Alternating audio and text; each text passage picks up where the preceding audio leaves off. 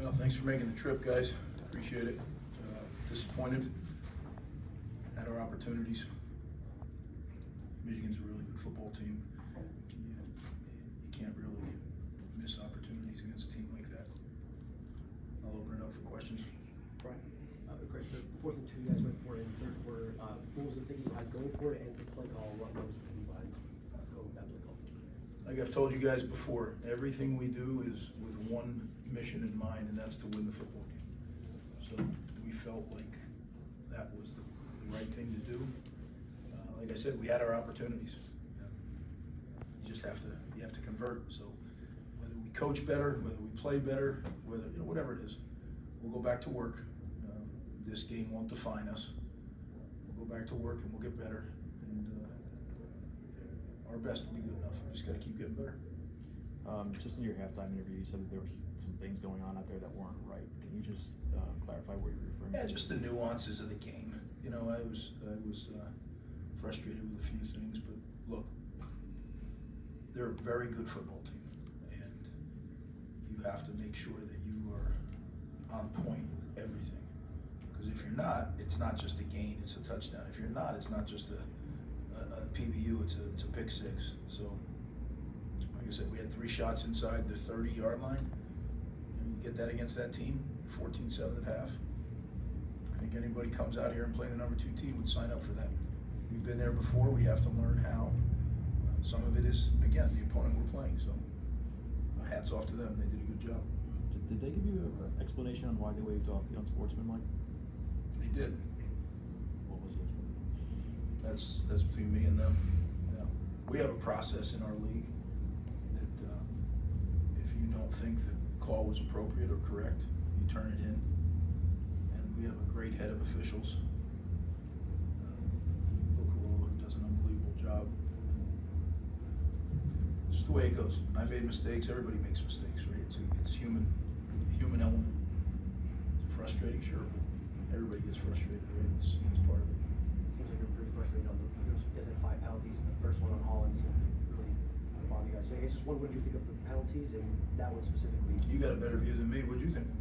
I can really see. I was really high up there. So. Really? Yeah, I was really low down there, so you probably need to talk to somebody who's kind of in the middle. Probably that game. Well, I guess just in general, the 5 penalties, you guys have been pretty good with avoiding penalties. Just, I mean, how killer was that penalty then, and what do you think was the issue with the penalties? Well, the momentum. Things are going well at the beginning, and we get the ball back, and we're moving it again, and then it gets brought back, right? So, I don't know. I mean, so early in the game, again, guys, as I tell our team, you can never let that become the issue. Right? It's us. We have to do better. We have to be more detailed. We have to coach better. We need to play better. We need to just do better. And some of it is maturing. Like I said, we're not there yet. We'll get there, but we're not quite there yet. I think Michigan's program is there. So they're a little bit ahead of us right now, but we'll get there. Coach, you said one game won't define us. Just curious what your message to the guys was. That's always between me and the guys. But I think if you guys talk to them, you'll sense they're very frustrated because they fully expected to win today. They didn't come out here to look good or keep it close. They came here to win. We didn't do that.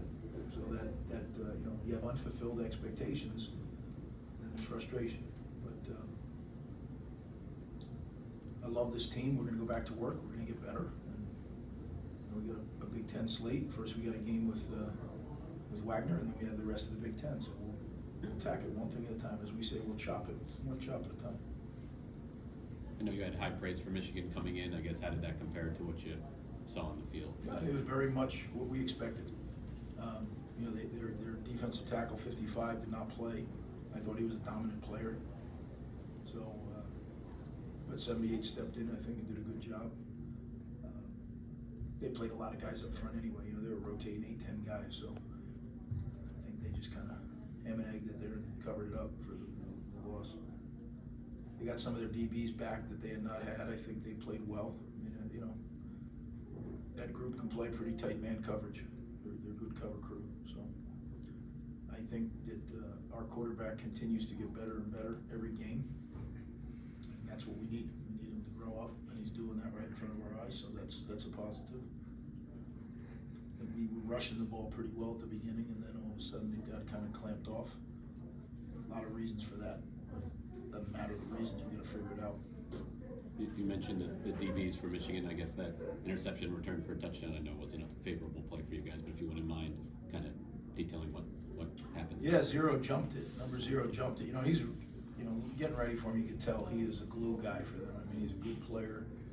You can see he makes a lot of checks. He's always talking and communicating, and he did a heck of a job. You know, that's a tough one right there. Right.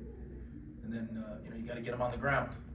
If they intercept it, you got to get him on the ground. It's still a 17-7 game. We got to get him on the ground, and we weren't able to do that. I don't know. Some people said there was some, you know, there was a chance to get him and they got blocked. I don't know. I didn't see any of it, but we have to get him on the ground. That's our job. Time for 2 more. Defense largely played well, but just in the second half, what were they able to do offensively to kind of find some holes and to kind of keep some drives going that ended up being decisive? Well, we gave up too many big plays. We busted twice in the first half, and I shouldn't say busted. That's not fair. It might have been eye violations where we kind of let our eyes wander, but the end result was big plays. And you can't, you know, you got to make them earn everything. And when you make those mistakes, those are chunks. And the quarterback, I thought, scrambled, got out of trouble well today. I thought we had some pressure on him at times, and he did a good job of getting away. A couple of those turned into big plays.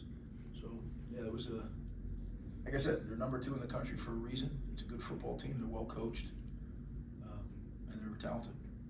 Final question, Brian. Greg, you guys threw the ball the first 3 plays, and then the next 16 of the next 19 plays, and you threw the ball 8 straight times to start the second half when you had your first drive. Was that intentional? Was that just the way the game played out? It just kind of seemed like, you know. Again, we should probably settle this now. Every time you ask me those questions on play calling, I'm going to give you the same answer because it's the truth. Right? I don't call the plays. We have an offensive coordinator, defensive coordinator calls the plays. I can chirp in anytime I want and say, no, let's do this. I trust those guys. They're great coaches.